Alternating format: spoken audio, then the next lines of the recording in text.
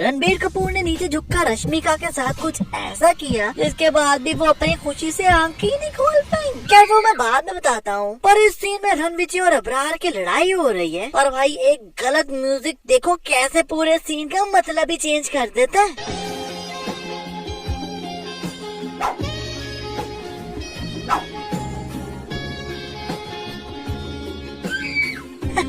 क्या इस सीन में भाई बहु रामी वाली मिस्टेक दिखी है मुझे, पर वो मैं बाद में बताता हूँ। और उससे पहले मैं आपको बता दूं भाई कि इस वीडियो के एंड पर मैं आपको पूरी एनिमल मूवी दिखाऊंगा, तो एंड देखना तो बिल्कुल ना भूलना।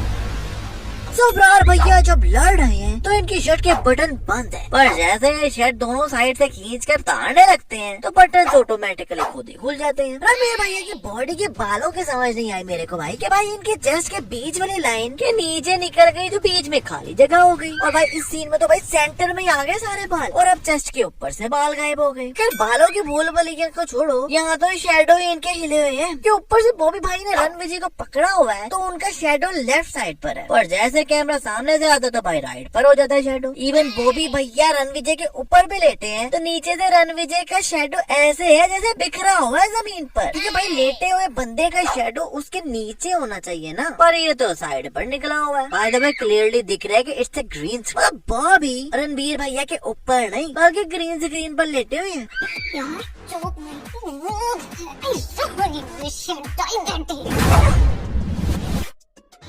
मतलब डायलॉग ऐसे बोलो कि बर्फी भी अंडरटेकर बन जाए।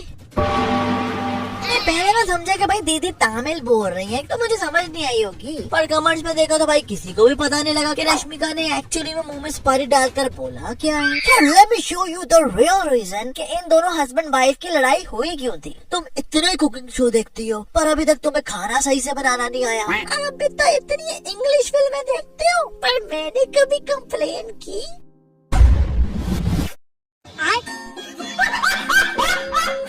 वैसे इस मूवी में भाई इन हस्बैंड वाइफ का रिलेशन ऐसे दिखाया है जैसे ये दोनों दूर दूर रहे तो जुदाई और पास रहे तो लड़ाई, मतलब लड़ते ही रहते हैं। और भाई कमेंट में बताना कि किस किस को रश्मिका मिशन मजनू के बाद ऐसे ही लगता है जैसे ब्लाइंड रोल ही कर रही है। नहीं मतलब her eyes are so dead कि लगता है ब्लाइंड ही है। इस दिन में रणविजय गीतांजलि को लाइट जेट में लेकर जाता है और फिर जेट को इतना उड़ाते हैं कि भाई रात से दिन हो जाता है और अभी तक इसका फ्यूल ही खत्म नहीं हुआ, जबकि भाई लाइट जेट सिर्फ 3-4 घंटे ही उड़ते हैं मैक्सिमम। जेट में बैठे रणविजय टूथ ब्रश कर रहे हैं जिसके ब्रश में कोई टूथपेस्ट लगा ही नहीं हुआ। अरे भैया टूथपेस्ट के बिना ब्रशिंग चालू कर दी क्या। फिर उसी हाथ में ब्रश लेकर एक गीतांजलि को प्लेन उड़ाना सिखा रहे हैं, पर जैसे हाथ ऊपर करते हैं तो वो गायब हो जाता है, पर कैमरा साइड से आता तो फिर हाथ में आ जाता है।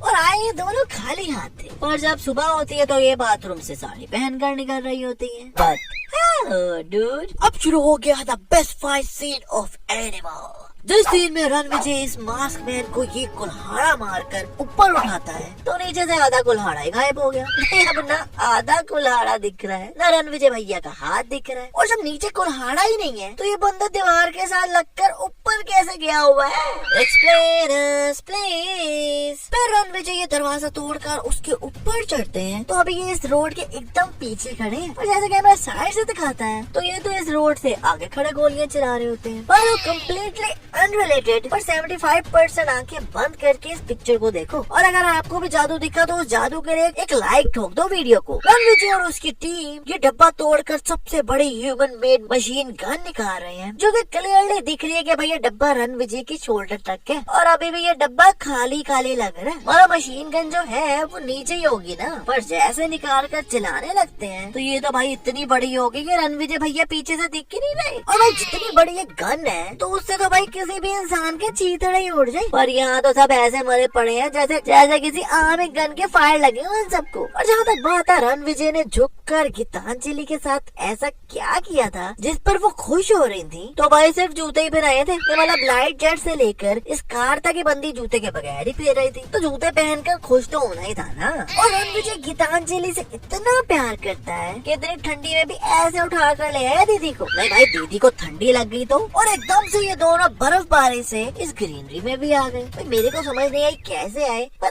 आ गए। अब मैं दिखाऊंगा आपको एनिमल फुल मूवी की स्टोरी। तो इस वीडियो को लाइक कर दो और जो मिस्टेक मुझसे मिस हो गई हो उसे कमेंट में बता दो, और इस वीडियो को अपने एनिमल लवर के साथ शेयर कर दो, क्योंकि ये मूवी आपको काफी एनिमल मूवी से रिजेंबल लगेगी। पापा जी, आपके अंदर इतना अहंकार क्यों भरा हुआ है? 10 मिनट के लिए मैं ईश्वर चंदन की बहस करूं और आप आदित्य के।